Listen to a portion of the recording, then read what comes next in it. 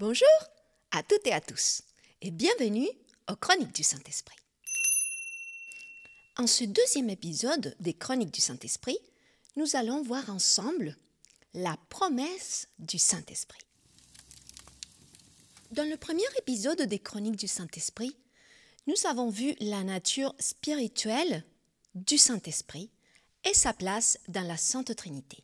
Nous avons affirmé que l'Esprit de Dieu parlait par les prophètes jusqu'à Saint Jean-Baptiste et que Dieu avait promis que son Esprit descendrait sur toute chair dès l'Ancien Testament. Mais pour cela, il fallait d'abord que notre Seigneur s'en aille vers le ciel afin qu'il puisse nous l'envoyer. Et puisque notre Dieu est fidèle et il tient toujours sa parole, cela est arrivé le jour de la Pentecôte. Mais allons déjà voir ensemble tout ce que notre Seigneur nous a dit sur le Saint-Esprit. Si vous m'aimez, vous suivrez mes commandements. Et moi, je demanderai au Père de vous donner un autre défenseur en justice, afin qu'il reste pour toujours avec vous. C'est l'Esprit de vérité, celui que le monde est incapable de recevoir, parce qu'il ne le voit pas et il ne le connaît pas. Quant à vous, vous le connaissez, car il demeure auprès de vous et il sera en vous. Jean chapitre 14, versets 15 à 17. Ou encore en Jean 15, 26. Quand viendra le défenseur, que je vous enverrai de près du Père, lui, l'Esprit de vérité qui procède du Père, il rendra témoignage en ma faveur. Et vous aussi, vous allez rendre témoignage, car vous êtes avec moi depuis le commencement. Notre Seigneur présente aux apôtres, en ce temps-là, mais aussi à nous tous aujourd'hui, ce qu'est l'Esprit de Dieu.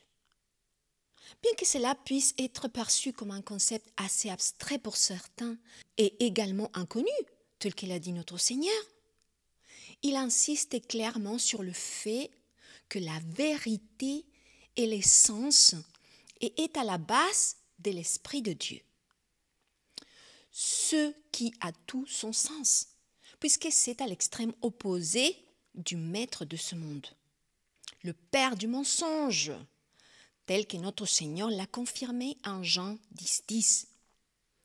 L'ennemi ne vient que pour tuer, voler et détruire. Moi, je suis venu afin que les brebis aient la vie et qu'elles soient dans l'abondance. Il nous fait comprendre aussi qu'en ce monde, et de par notre nature déchue, nous sommes aveugles à l'Esprit de Dieu, ainsi qu'ignorants à son égard, et que nous avons tous cruellement besoin de lui. En Jean chapitre 16, versets 13 au 15, notre Seigneur dit: « Quand le Consolateur sera venu, l'Esprit de vérité, il vous conduira dans toute la vérité, car il ne parlera pas de lui-même, mais il dira tout ce qu'il aura entendu. Et il vous annoncera les choses à venir. Il me glorifiera, parce qu'il prendra de ce qui est à moi et vous l'annoncera. Tout ce que le Père a est à moi. C'est pourquoi je dis qu'il prend de ce qui est à moi et qu'il vous l'annoncera. » Nous pouvons conclure ici, et en mettant en parallèle ce texte avec celui de Joël, qui est d'ailleurs le même texte cité par Pierre en Actes, que le Saint-Esprit est donc responsable et auteur des visions, des prophéties et des songes qui viennent de Dieu, dans le but de nous enseigner toutes choses en vérité, de nous rappeler tout enseignement de notre Seigneur, de nous prévenir des dangers, de nous conduire et de nous guider dans le monde naturel et spirituel, afin de marcher dans la droiture. Mais la question qui se pose est, sommes-nous assez dociles, sensibles et attentifs aux inspirations du Saint-Esprit? Car nous aurons bon être baptisés, confirmés et même ordonnés. Si l'on n'est pas prêt à écouter la voix de Dieu et à l'obéir, le Saint-Esprit ne sera pas sur nous. Car personne, même pas Dieu, parle à celui qui ne veut pas écouter.